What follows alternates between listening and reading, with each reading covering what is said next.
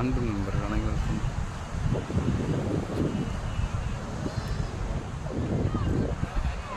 இன்று ஆலோசனை கூட்டம் முடிந்த பிறகு பாண்டிச்சேரியில் உள்ள பீச்சில் அனைவருடன் இந்த இரவு நேரத்தில் நல்ல காற்றோட்டமாக சந்தித்து மிக சிறப்பாக இயற்கையோடு சேர்ந்து நாம் வாழ்கின்றோம்.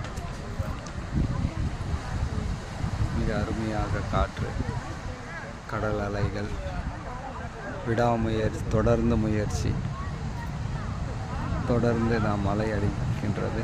அதே போல் நாம் தொடர்ந்து ஒரு செயலை செயல்படும் போது வாழ்க்கையில் நாம் வெற்றி பெறுவோம்.